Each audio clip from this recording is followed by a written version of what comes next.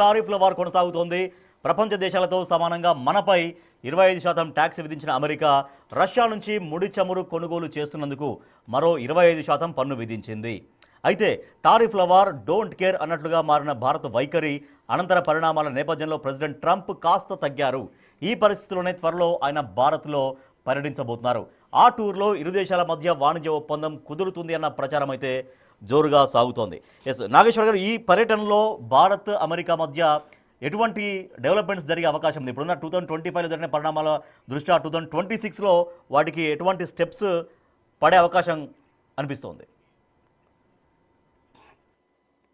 మీరు రెండు big statements ఇచ్చారు. ఒకటి భారతదేశం డోంట్ కేర్ లాగా ఉంది అని ఒక స్టేట్మెంట్ ఇచ్చారు.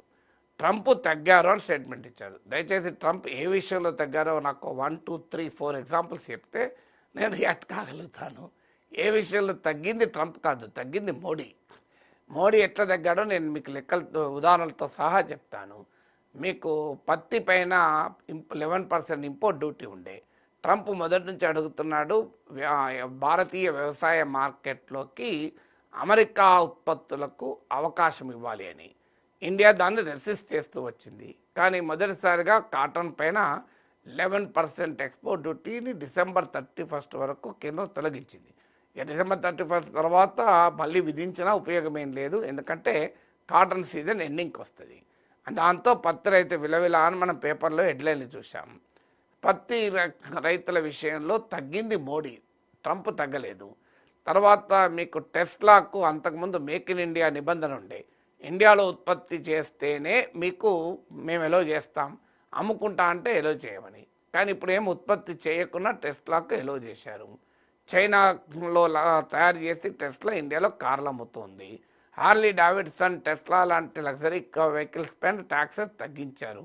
అది కూడా మోడీ తగ్గాడు తప్ప ట్రంప్ తగ్గలేదు. అలాగే రష్యా నుంచి ఆయిల్ కొనుగోలు తగ్గడం అనేది మొదలవుతున్నాయి. ఇప్పటికిప్పుడు భారీగా తగ్గకపోవచ్చు, కానీ ట్రెండ్ మాత్రం కనబడుతుంది. ఆల్రెడీ ఎల్పిజి పైన అమెరికా నుంచి కొనడానికి భారత్ ఒప్పందం చేసుకుంది. 10% ఇప్పుడు 1% ఉంది ఇండియన్ ఎల్పిజి ఇంపోర్ట్స్లో, అది కాస్త 10%కు చేరబోతోంది. మీకు రక్షణ దిగుమతులు అయితే రష్యా నుంచి గణనీయంగా తగ్గించుకుంటూ అమెరికాతో పెంచుకుంటున్నాం. ఇప్పుడు ఇండియన్ డిఫెన్స్ ఇంపోర్ట్లో 10% వరకు కూడా అమెరికా ఉండబోతున్నాయి. ఇప్పుడు ఇన్ని ఎగ్జాంపుల్స్ నేను చెప్పాను మీకు. భారత్ డోంట్ కేర్ అంటే ఇవన్నీ ఎందుకు చేసింది? సో అందువల్ల మనము డోంట్ కేర్ అని భారత్ వ్యవహరిస్తోంది, ట్రంప్ తగ్గాడని మీ కంక్లూజన్ పూర్తిగా తప్పు. డోంట్ కేర్ అనేది ఇండియా చేయలేదు. ఇండియా ట్రంప్కు అనుగుణంగా విధానాలు చేపడుతూ ఇప్పుడు తాజాగా శాంతి బిల్ అని తెచ్చారు. Sustainable harnessing and advancement of nuclear energy for transforming India అని దానికి ఒక పెద్ద పేరు. అంటే అణువస్త్రాలు అణుశక్తిని ఉత్పత్తి చేయాలి, న్యూక్లియర్ పవర్ అని. న్యూక్లియర్ పవర్ మంచా చెడ డిబేట్ తర్వాత ఇప్పుడు దీని కొరకు అమెరికన్ కంపెనీలను మెప్పించడానికి సివిల్ న్యూక్లియర్ లయబిలిటీ చట్టాన్ని సవరించారు. అంటే అమెరికన్ సప్లయర్స్కు పెద్దగా భారం లేకుండా జాగ్రత్త పడ్డారు. సో ఆ విషయంలో కూడా ఇండియా అమెరికా న్యూక్లియర్ డీల్ 2008లో కుదిరినా ఇప్పటి వరకు అమెరికా ఇండియాలో పెద్దగా న్యూక్లియర్ కామర్స్ చేసుకోలేకపోయింది. ఇప్పుడు ట్రంప్ కోరిక మేరకు దానికి కూడా మోడీ అంగీకరించాడు.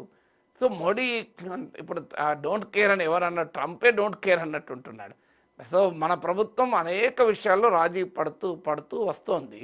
అయినా ట్రంప్ భీష్మించుకొని కూర్చుంటున్నాడు. Trade deal కుదురుతలేదు.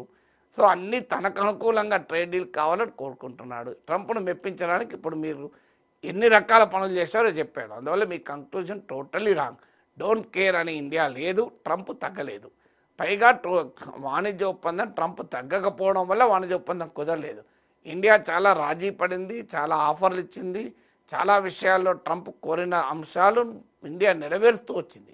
అయినా కూడా ట్రంప్ ఒప్పుకుంటలేడు. 26లో ఇంకా భారత్ ఎంత తగ్గుతుంది, అప్పటికైనా ట్రంప్ కాస్తంత చల్లబడతాడో చూడాలి. రైట్, ఓకే అండి. నెక్స్ట్ టాపిక్ చూస్తే